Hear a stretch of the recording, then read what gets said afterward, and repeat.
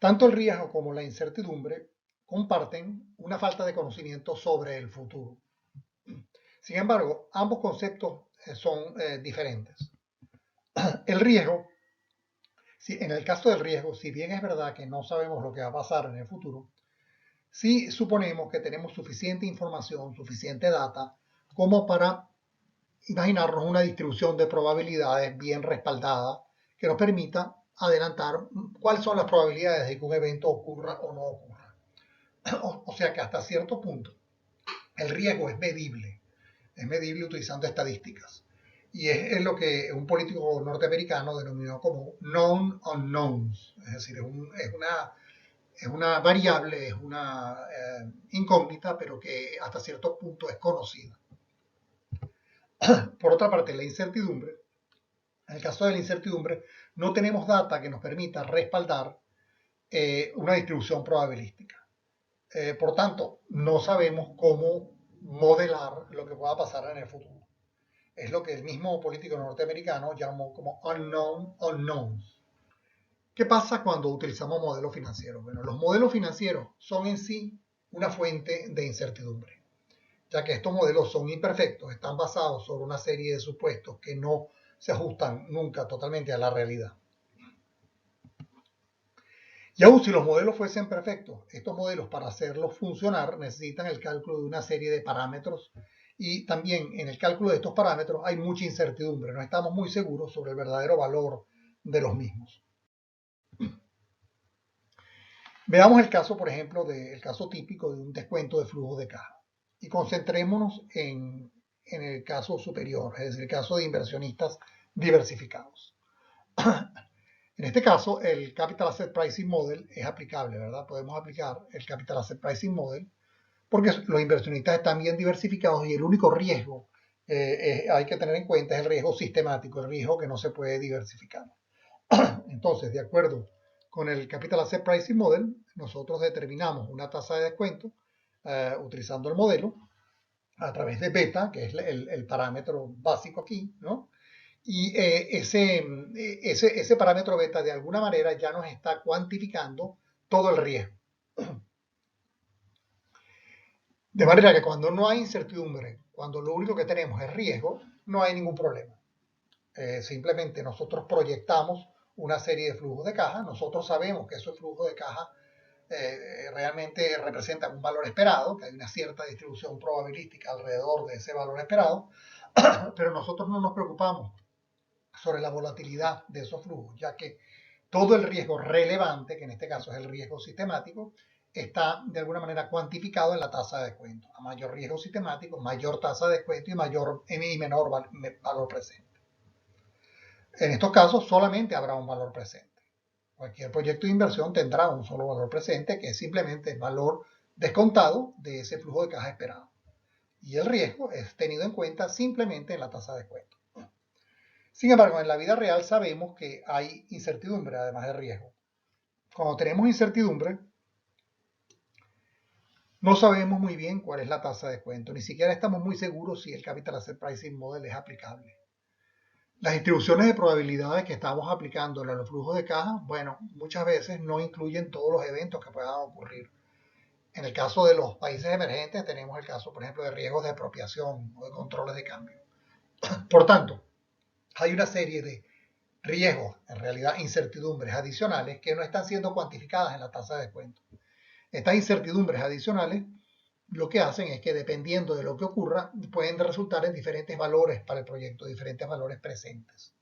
De manera que cuando tenemos riesgo, solamente riesgo, y utilizamos el Capital Asset Pricing Model, tenemos un solo valor presente. Mientras que cuando hay incertidumbre, pueden haber varios valores presentes dependiendo de lo que ocurra con esa cantidad de fuentes de incertidumbre que siempre están presentes en la vida real. Pues este caso de riesgo más incertidumbre es el caso común, es el caso que normalmente encontramos. Bueno, algo parecido ocurre cuando el CAPM no es aplicable, cuando los inversionistas no están diversificados, se aplica una tasa de descuento, es lo que se llama una hurdle rate, ¿verdad? Pero realmente las conclusiones son las mismas, ¿no? La hurdle rate de alguna manera refleja todo lo que son los riesgos sistemáticos, mientras que hay una serie de riesgos inciertos, la incertidumbre propiamente dicha, que no puede ser cuantificada y al final terminamos también con varios valores presentes posibles dependiendo de lo que ocurra con cada una de estas fuentes de incertidumbre. En definitiva, entonces, la tasa de descuento, sea ella una tasa de descuento que proviene del CAPEM como una hurdle rate, las tasas de descuento solamente cuantifican el riesgo, pero no la incertidumbre. Entonces, si necesitamos cuantificar la incertidumbre, ¿cómo debemos proceder? Bueno, básicamente, la forma más apropiada de hacerlo es utilizando simulación de Monte Carlo. Lo que hacemos es que asignamos una distribución de probabilidades subjetiva de acuerdo a cómo pensamos que la variable se puede mover. Sin embargo, sigue siendo un ejercicio subjetivo, no está respaldado en data dura.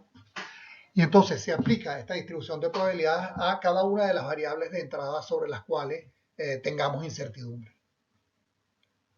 Por ejemplo, probabilidad de expropiación, por ejemplo, probabilidad de control de cambios, etcétera, o de control de precios.